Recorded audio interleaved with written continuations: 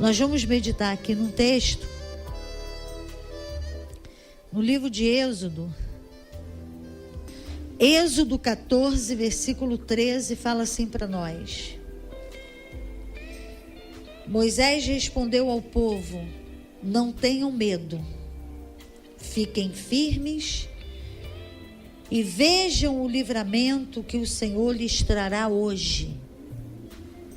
Porque vocês nunca mais verão os egípcios que hoje vêm. O Senhor lutará por vocês. Tão somente acalmem-se. Amém? Então, esse momento na vida do povo de Deus, eles tinham acabado de sair de uma escravidão de 400 anos. Eles tinham ficado 430 anos ali no Egito, mas escravos, eles estavam ali 400 anos como escravos. Gerações e gerações nasciam na escravidão e morriam na escravidão. Mas Deus já tinha feito uma promessa a Abraão, que ele ia tirar o povo de lá. E Deus ainda disse para Abraão que eles iam sair dali ricos, daquele lugar. E quando Deus os libertou, que eles tinham saído, e eles iam começar a atravessar aquele deserto para chegar na terra prometida, para caminhar em direção à terra prometida, Faraó veio atrás para tentar levá-los de volta do lugar que Deus os tinha tirado. Então nós vemos aí como o inimigo luta para nós não ficarmos libertos, para nós não sermos de Deus, para nós não ficarmos no plano de Deus, e para nós voltarmos do lugar para o lugar que Deus já nos libertou. E muitas pessoas têm tido recaída em vício, recaída em prostituição, recaída em mentira, recaída em adultério, recaída em fornicação e recaída em muita coisa. E às vezes a gente se pergunta, por que de tanta recaída? A palavra de Deus diz que o meu povo é levado cativo. Quer dizer, vai para o cativeiro, porque falta conhecimento. O conhecimento nos liberta do cativeiro e nos mantém livre. Quando nós conhecemos para ficar liberto, nós temos que continuar conhecendo para nos manter na liberdade. Paulo, escrevendo a carta dele aos Gálatas, no capítulo 5 e no versículo 1, ele falou: estai, pois, firmes na liberdade em que Cristo vos libertou, e não tornei-vos a meter-vos debaixo do jugo da servidão. Então, Deus liberta, e eu tenho que continuar naquele caminho de libertação, conhecendo a verdade que vai me manter na libertação, participando dessa libertação e participando desse crescimento. Porque o texto fala: estai, pois, firmes. Então eu tenho que estar disposta. Você tem que estar disposto. Nós precisamos estar dispostos a continuar na libertação, a continuar conhecendo mais, para nos mantermos na libertação. Porque o inimigo, ele anda ao nosso derredor, procurando a quem possa tragar. Então isso é um ato contínuo do inimigo, de andar ao nosso derredor, para no momento em que nós começarmos a ter fraqueza em alguma área, ele entrar naquela área ali que não está fortalecida. Então nós precisamos estar vigilantes. Então o povo veio e quando eles já tinham andado bastante, que eles olharam para trás, o inimigo vinha atrás deles. Mas eles clamaram ao Senhor, e Deus usou Moisés para falar com eles, para eles não temerem, para eles continuarem firmes, para eles continuarem quietos, porque Deus ia pelejar por eles, e esses egípcios que eles viram, nunca mais eles iam ver. Então, eles clamaram e Deus enviou uma palavra. E depois que Deus enviou a palavra, Deus ainda falou para Moisés avisar o povo: diga ao povo de Israel que marche. Então nós vemos aí que houve intervenção de Deus e clamor das pessoas para Deus tirar eles de lá. Quando o inimigo veio atrás para tentar levá-los de volta, houve novamente um clamor. Deus enviou uma palavra e falou com eles a respeito de uma atitude, que eles tinham que marchar. Então, quando a palavra de Deus está falando de marchar, está falando de avançar. Quando fala de avanço, fala de crescimento. Quando fala de crescimento, fala de conhecimento. Porque se não conhecer, não cresce. Vai parar ali e dali não vai sair. Então Deus falou: vou livrar eles, vou livrar vocês deles. Vocês fiquem calmos, eu vou lutar por vocês, mas vocês vão ter que marchar. Vocês vão ter que sair do lugar. Então, libertação envolve muita coisa. Não envolve só o agir de Deus, não.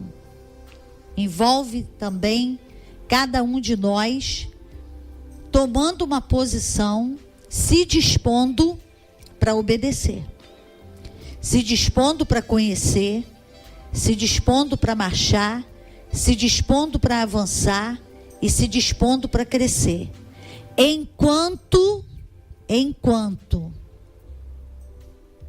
eu não tomar uma atitude para crescimento e avanço, eu sou uma forte candidata a voltar para o cativeiro. Porque o pouco conhecimento que eu tenho me libertou. Mas se eu paro naquele conhecimento, eu não vou me manter naquela libertação.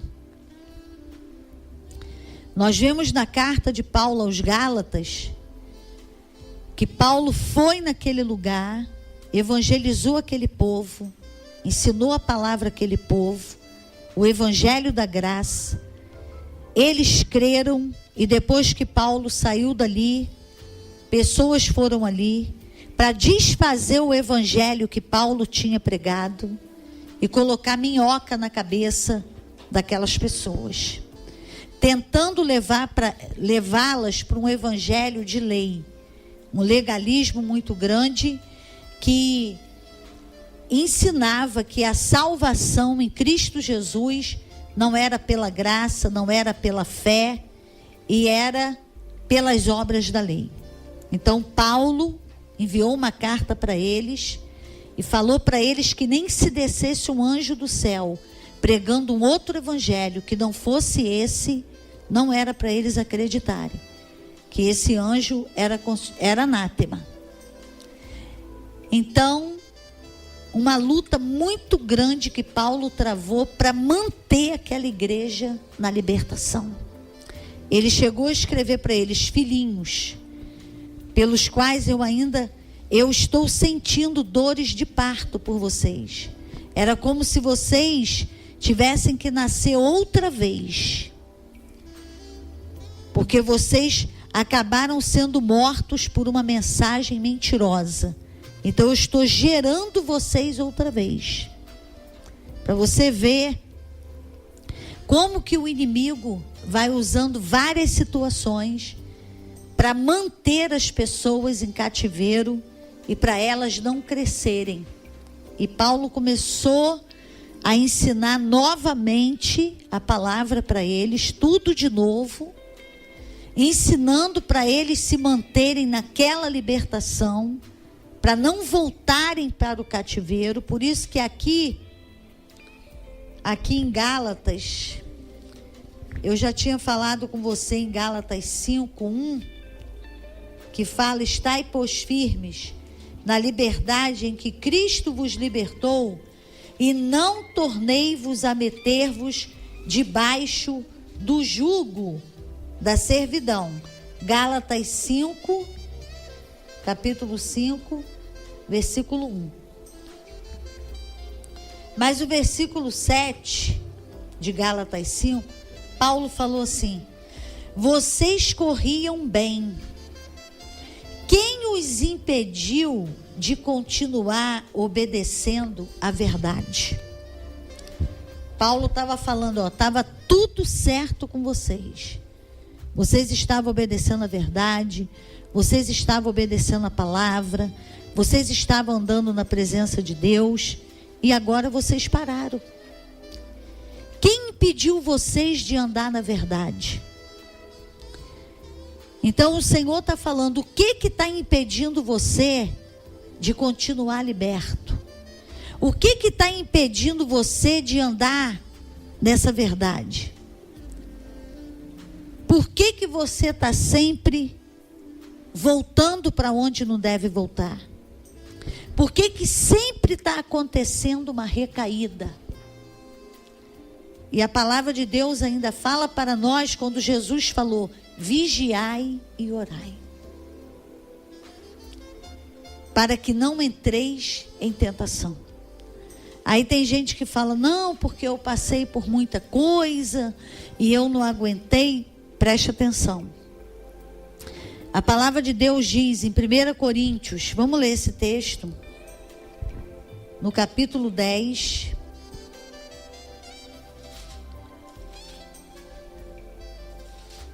capítulo 10, versículo 13.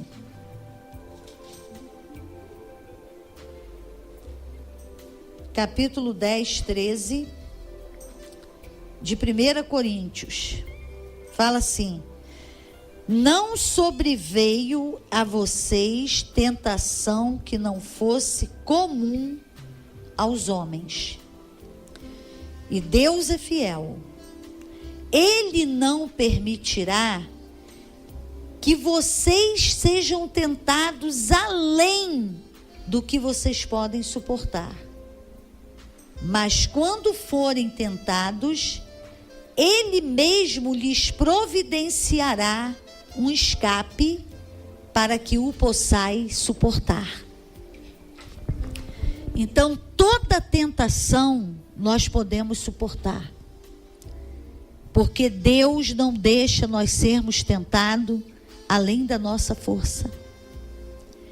E quando a tentação vem, Ele nos dá um escape para nós podermos suportar. Então, toda vez que eu tive recaída, foi porque eu quis. Porque a palavra de Deus é clara em dizer que Ele me ajuda na hora da tentação. E Ele ajuda. Porque Jesus falou para Pedro, falou assim: Pedro, o diabo me pediu para cirandar você como um trigo, mas eu peneirar, melhor dizendo, como trigo. Mas eu roguei por ti. Até hoje Jesus roga por nós e intercede por nós junto ao Pai para nos livrar das tentações até a data de hoje. Ele intercede por nós. Ele intercede para quem quer vencer. Ele intercede para quem não quer recuar, para quem não quer retroceder. Aí Ele vai ajudando. A gente vai ver um texto que está aqui em Hebreus, na carta do escritor aos Hebreus, no capítulo 7, o versículo 25. Hebreus 7, 25 fala assim para nós: portanto, Ele é capaz de salvar definitivamente aqueles que por meio dele aproximam-se de Deus, pois vive sempre para interceder por eles. Então, todo aquele que quer se aproximar de Deus, por meio de Jesus, e quer vencer, e quer obedecer, ele vai dar vitória. Sempre ele vai dar vitória. Então, na hora que a tentação vem, eu posso clamar, eu posso pedir ajuda, eu posso pedir renovo, eu posso pedir força, que Deus vai me ajudar. E isso tudo parte de quê? De um querer. Isso parte de quê? De uma decisão. Uma decisão o quê? Uma decisão de ser livre. Uma decisão de continuar liberto. Uma decisão de continuar conhecendo a verdade e crescendo e avançando nessa verdade. Aqui em Hebreus mesmo, no capítulo 4, o versículo 16, fala assim: assim, aproximemo-nos do trono da graça com toda confiança, a fim de recebermos misericórdia e encontrarmos graça que nos ajude no momento da necessidade. Então, no momento da necessidade, no momento da tentação, no momento da luta, eu posso ir diante de Deus e clamar. Eu posso pedir a Ele. Eu posso invocar o poder dEle e pedir ajuda. Porque antes da queda, antes de ceder à tentação, acontece uma batalha na mente. Sempre vai ser assim. A pessoa até fala assim: de repente eu fiz isso. Você pode ter feito de repente, de um minuto para o outro. Mas antes desse minuto, uma batalha aconteceu na mente. Aconteceu a proposta do inimigo. Aconteceu aquele momento de sedução. Aconteceu uma fala do inimigo. Aconteceu um desejo na minha carne, uma vontade. Isso aconteceu antes. Quando aconteceu isso, o que eu fiz? O que você fez? O que eu estou fazendo quando acontece isso? O que você faz quando acontece isso? Esse é o campo de batalha. Quando acontece isso, é o momento de clamar. É o momento de pedir ajuda. É o momento de falar: Senhor, não deixa, me ajuda, me guarda, me cobre com teu sangue, segura nas minhas mãos. Eu sou morta para o pecado, eu não quero isso na minha vida. No poder e na autoridade do nome de Jesus, eu renuncio isso. Se você fizer isso, se eu fizer isso, se nós fizermos isso, o passo seguinte não vai acontecer. Você pode ter certeza que não vai. Mas existe essa batalha na mente, antes. A mente é um campo de batalha. Por isso que Paulo falou: renove a tua mente com a palavra de Deus. Romanos 12, capítulo 12, versículo 2. Não se conforme com essa proposta do diabo, com essa proposta do mundo. Renova sua mente com a palavra, para quando vier a proposta, você tem uma palavra para apagar esse fogo, apagar esse desejo, apagar essa vontade, apagar esse pensamento, no nome de Jesus. Amém? Pai, em nome de Jesus, segura nas mãos desse homem e dessa mulher. Senhor, uma decisão é necessária, um querer é necessário. Senhor, em nome de Jesus, que esse querer venha para o coração desse homem e dessa mulher. Muitas pessoas se arrastam há anos em quedas, em recaídas. Meu Deus, por conta de uma falta de compromisso, por conta de uma irresponsabilidade, por não tomar uma decisão, por não querer essa mudança e essa transformação. Mas que nessa noite, Senhor, haja arrependimento, que é mudança de atitude, haja quebrantamento, e que o Senhor abra os olhos desse homem e dessa mulher para esse tempo novo de libertação, de restauração, de cura, de santificação, em nome de Jesus. Deus te abençoe muitíssimo.